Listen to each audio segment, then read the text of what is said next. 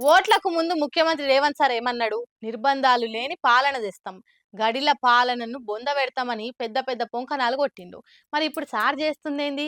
ప్రతిపక్షం నోరు తెరిస్తే అరెస్టులు, కాలు బయట పెడితే కేసులు, పరామర్శలకు పోతే నిర్బంధాలు, విమర్శిస్తే కేసులు. ఇందిరమ్మ ప్రజాపాలన అంటే పరిపూర్ణ నిర్బంధాల పాలన అని ఇన్నొద్దులు మాకు తెలియకపాయే సారు అని అంటుర్రంతా. శ్రీయుత గౌరవనీయులైన శ్రీమాన్ రేవంతుల వారి పాలనలా స్వేచ్ఛ స్వతంత్రాలు మస్తుగా ఫరిడవిల్లుతున్నాయి. ఎట్లా అనంటే ప్రతిపక్షం నోరు తెరిస్తే అరెస్టులే, కాలు బయట పెడితే బేడీలే, పరామర్శలకు పోతామంటే గృహ నిర్బంధాలే, ప్రజా సమస్యలను నివేదిస్తామంటే కుత్కవిష్కుడే. ఈ తీర్ల ఏడన్నుంటదా చెప్పుండ్రి? హిట్లర్ వారసత్వాన్ని పునికి ఉచ్చుకొని నీ అంతలే నీ అంతగా మేం కూడా చేయలేదు బ్రదర్ అని ఫీల్ అయ్యేటట్టు నిర్బంధాలను కొత్తగా పుంతలు దొక్కిస్తుండు మన గౌరవ ముఖ్యమంత్రి వర్యులు అన్నది చాలా మంది మాట. పాడి కౌశిక్ రెడ్డిని మందలిద్దామని ఆయన ఇంటికి పోయిన హరీష్ సార్ ను బీఆర్ఎస్ లీడర్లను దుర్భాషలాడుకుంటా అరెస్ట్ చేసుడైంది. ఒక మామూలు కానిస్టేబుల్ మాజీ మంత్రిని పట్టుకొని తమాషాలు చేయకంటాడా?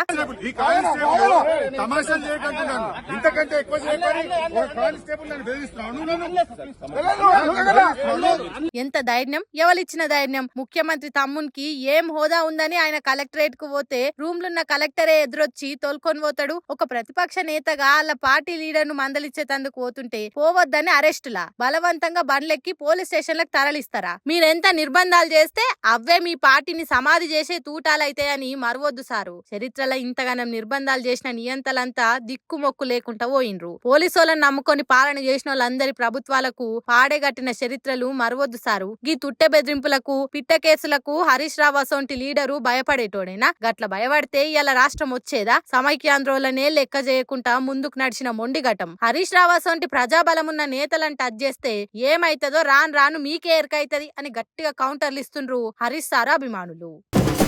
ఓట్లయ్యేదాకా ఓడమల్లన్న, ఓట్లయినాక బోడమల్లన్న అన్నట్టు మమ్మల్ని అట్టేట ముంచిందని గరమైతుండ్రు దివ్యాంగులు. రేవంత్ సార్ ముఖ్యమంత్రి కాకముందు మునుం పెట్టి హామీలు ఇచ్చిండు. ముఖ్యమంత్రి అయినాక ముఖం సాటేసిండని దివ్యాంగులు ఈ తీర్ల నిరసనకు దిగిండ్రు.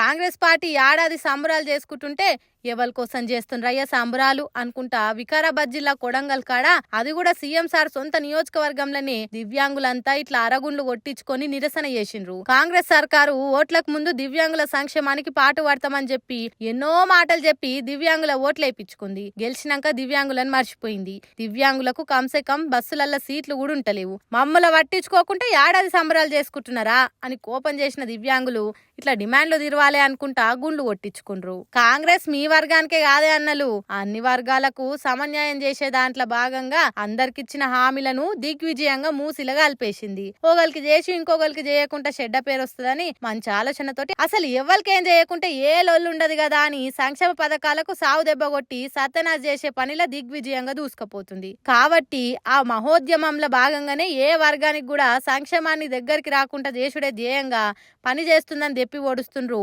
పొలిటికల్ సర్కిల్ ఉన్నోళ్ళు.